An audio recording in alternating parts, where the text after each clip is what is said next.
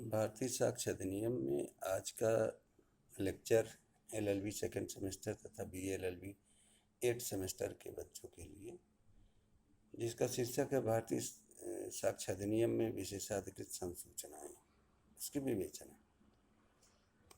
उत्तर के रूप में विद्यार्थी को अगर वो किताब से भी संपर्क करे तो उन सेक्शन तक पहुंच जाए, और दूसरी चीज़ कि उनके सेक्शन में कौन कौन सी बातें लिखी हुई हैं, वो कौन से सेक्शन हैं।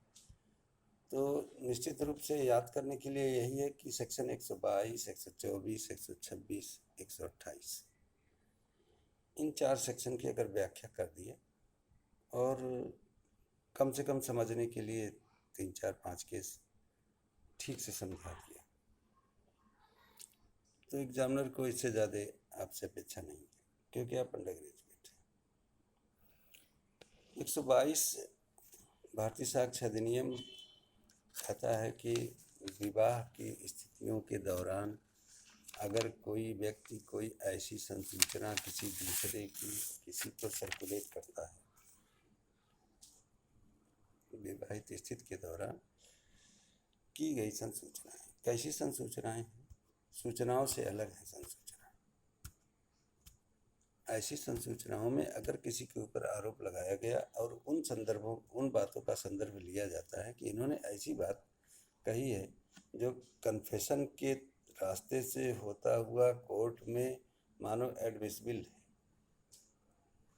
कोर्ट ऐसी बातों का केवल विशेष तब कह करके उसको अलग कर देगा जब ये कहेगा कि मैं तो विवाहित स्थिति के दौरान मैंने वह बात अपने पार्टनर से की थी, तो मानो उसके सारे अपराध मुक्त हो जाते हैं। लेकिन साथ में न्यायालय यह भी जानना चाहता है कि आप इनके विवाहित स्थिति के दौरान की संसूचनाओं को कैसे आपने रिकॉर्ड कर लिया, आपको किसने अधिकृत किया था।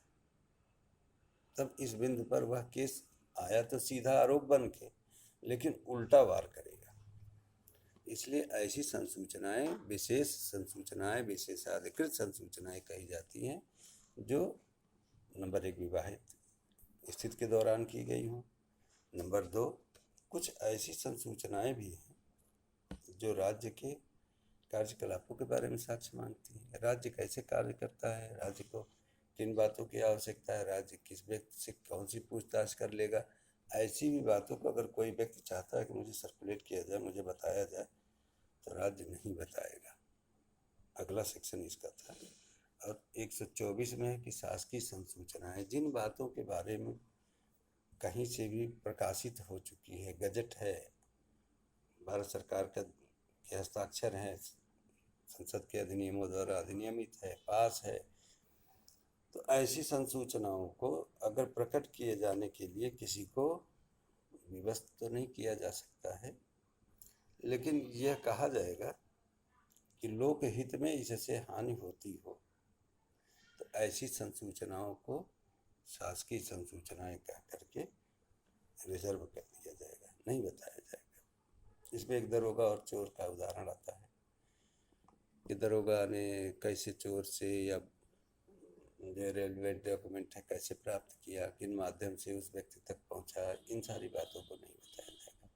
दूसरा, किन आधारों पर वह जजमेंट किया गया, किन आधारों पर वह आदेश दिया गया, पक्षकारों को आदेश निर्गत हो गया, उनके हाथ में आ गया, लेकिन उनसे यह नहीं पूछा जा सकता इनका आधार क्या है। इसी के अनुक्रम में अपराध प्राप्त करने की जानकारी सेक्शन 125, यह भी उसी के दायरे में रहता है कि दरोगा जी से ये नहीं पूछा जा सकता कि आप कहाँ से यह सूचना पाए, किन सूचनाओं के आधार पर किस व्यक्ति को कब गिरफ्तार किए थे और उनसे क्या डॉक्यूमेंट आप प्राप्त किए। जो कुछ प्राप्त किए वो कोर्ट के सामने रखेंगे, कोर्ट उसमें रेलेवेंसी देखेगा, सेक्शन 5 और 6 की बातें देखेगा, और अगर वो उस केस से संबंधित है तो सेक्शन 3 और 4 में ले जा करके एक प्रिजम्पशन करेगा। अगर नहीं कुछ है तो कोर्ट विशेष परिस्थितियों में जैसे ही ये अभियोजन इसको सिद्ध करेगा, तुरंत उनको छोड़ दिया जाएगा, उस अपराध से मुक्त कर दिया जाएगा।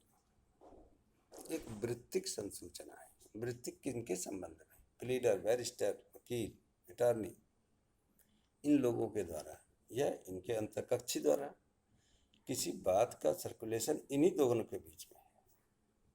अब वो संसूचनाएं कैसे संसूचित हो गया, दूसरा कोई अगर ये जाना जाए तो एक वकील के चैम्बर में एक मुंशी होगा, एक टाइपिस्ट होगा, जूनियर होंगे, वकील साहब होंगे।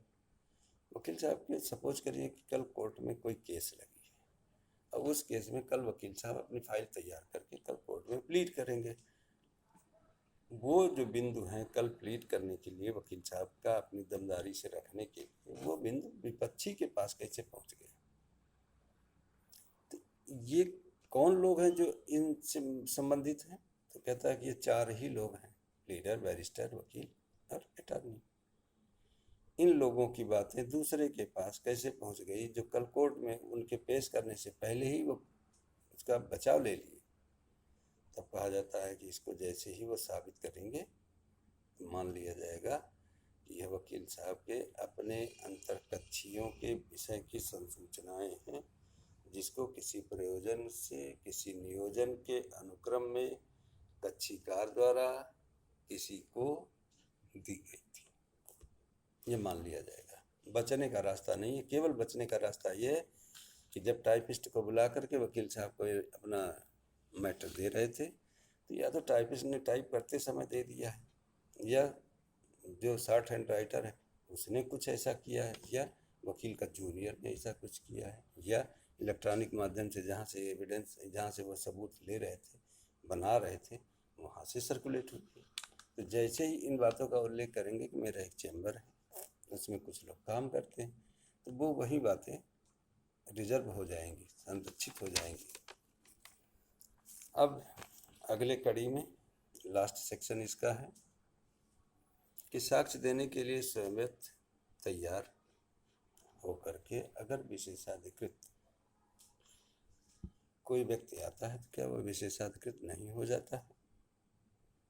इन साक्ष्यों के बारे में 126 की जो भी गाइडलाइन है उसी को उन चारों व्यक्तियों के समक्ष, उन चारों लोगों के मध्य, कौन कौन है, प्लीडर, वकील, बैरिस्टर, अटॉर्नी, के अंतःकरण प्रकट करने के लिए, स्वयं प्रश्नों का उत्तर देने के लिए, अगर उसका अभाव से वह नहीं मानता है कि ऐसा कुछ हुआ है तो ये कहा जाएगा कि अपने साक्षी के तौर पर स्वयं को, अगर वह 126 में वर्णित दस्तावेज को देता है न्यायालय को,